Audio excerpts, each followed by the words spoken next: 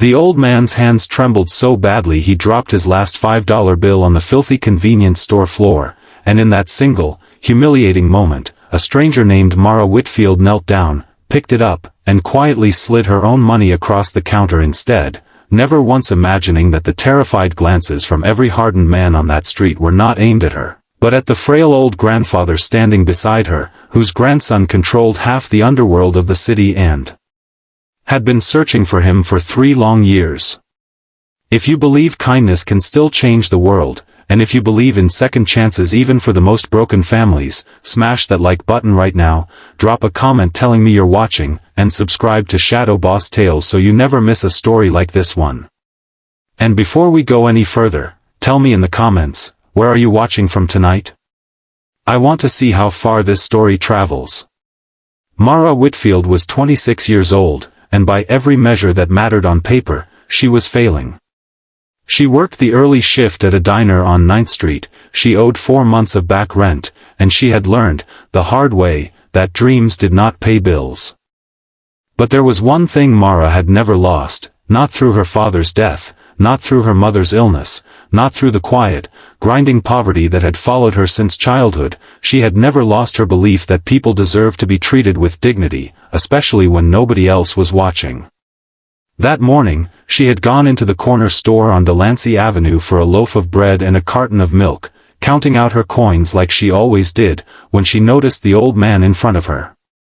He was easily 80 years old, wearing a coat 2 sizes too large, his hands spotted with age and shaking as he tried to count out crumpled bills for his own bread and a small bag of oatmeal. The cashier, impatient, tapped her fingers on the counter. The old man's cheeks flushed with embarrassment as he came up short, and the line behind him began to shift uncomfortably, the way lines do when someone's poverty becomes visible. Mara did not think. She simply reached into her worn wallet, pulled out the $10 she had been saving for her own lunch that week, and told the cashier to add it to the old man's total.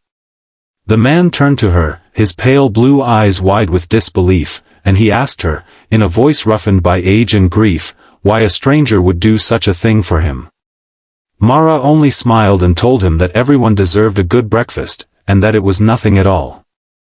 She had no idea that behind her, framed in the glass doors of that convenience store, 4 men in dark suits stood watching in absolute silence, men whose presence alone had made grown adults cross the street to avoid them, men who worked for a name whispered in fear throughout the entire city, Damien Cross.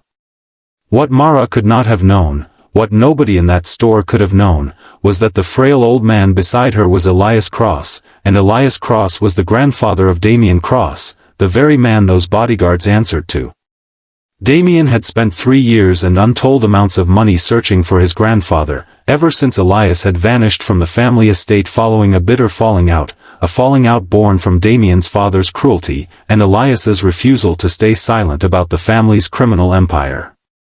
Elias had walked away from wealth, from comfort, from everything, because his conscience would not let him live inside a house built on other people's suffering. He had chosen, instead, to live simply, anonymously, and poor, in a small apartment above a laundromat, buying his own groceries with his own diminished savings, refusing every attempt his grandson made to bring him back into that world. Damien Cross had built an empire that men feared to even name aloud. He controlled shipping routes, financial institutions, and quiet arrangements with powerful people who owed him favors they could never repay. But for all his power, all his billions, Damien could not fix the one thing that haunted him most, the broken relationship with the only family member who had ever loved him without expecting anything in return.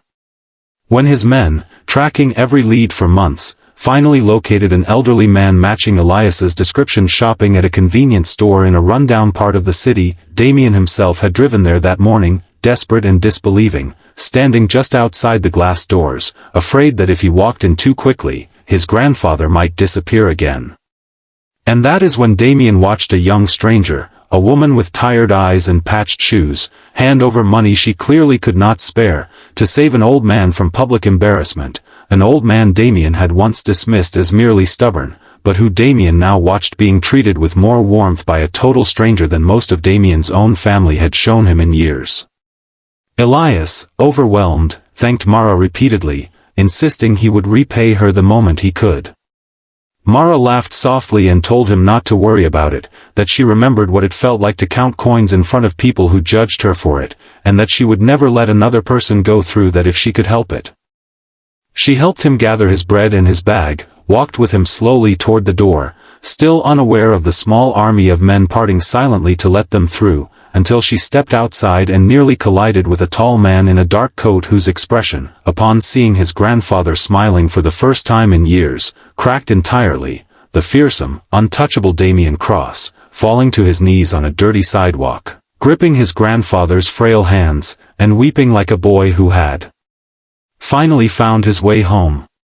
Mara stood frozen, utterly confused, watching this powerful stranger, a man whose photograph she would later discover splashed across financial newspapers and whispered about in true crime documentaries, sob openly in front of his bodyguards, in front of strangers, in front of her. Elias turned to Mara, his eyes wet, and told her that the young woman standing before her had just done something no security team, no private investigator, and no amount of money had been able to do in 3 long years. She had reminded him that there was still goodness left in a world he had chosen to hide from. Damien rose to his feet, wiped his face without shame, and looked at Mara with the kind of raw gratitude that money cannot manufacture. He asked her name. She told him, still bewildered, still holding her small bag of bread and milk, still unaware that the man in front of her could have bought that entire convenience store outright without blinking. He asked why she had helped his grandfather, truly helped him, without knowing who he was or what he had. And Mara, ever honest, told him simply that she never asked people who they were before deciding whether they deserved kindness, that dignity was not something you earned, it was something everyone was owed. Those words struck Damien harder than any negotiation, any threat, any deal he had closed in 15 years of ruling his empire through fear. He had spent his entire adult life believing that power was the only currency that mattered, that loyalty had to be bought, that respect had to be forced. And yet here was a woman with nothing, offering something priceless to a stranger, expecting nothing back. Over the following weeks, Damien Cross did something none of his enemies, his rivals, or even his own family thought possible. He began to change. He quietly paid off Mara's back rent without her knowledge, not as a transaction, but as a debt of gratitude he insisted on settling his own way. He offered her a position managing outreach for a charitable foundation he established in his grandfather's name, one dedicated to feeding, housing, and dignifying the elderly poor across the city, the very people society so often overlooked.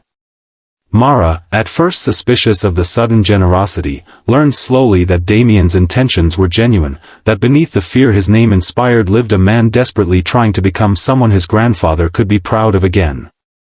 Elias moved back in with his family, not because he had forgiven the empire his grandson still ran, but because he saw, for the first time in years, a flicker of the boy he had raised, a boy who now visited him every single evening, who listened rather than lectured, who slowly began dismantling the darker corners of his business, one uncomfortable, costly decision at a time.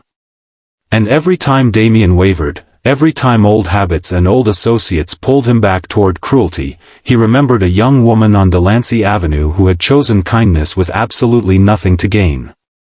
Mara's life transformed too, though never in the way fairy tales promise. She did not become wealthy overnight, nor did she stop working hard for what she believed in. Instead, she found purpose she had never known was missing, spending her days helping elderly men and women who reminded her of Elias, men and women who simply wanted to be seen, to be treated as human beings rather than inconveniences. She and Elias remained close for the rest of his life, and long after that single act of kindness in a convenience store, people in that neighborhood would still tell the story of the day a tired young waitress paid for an old man's bread, never knowing she was quietly rewriting the fate of one of the most feared families in the city.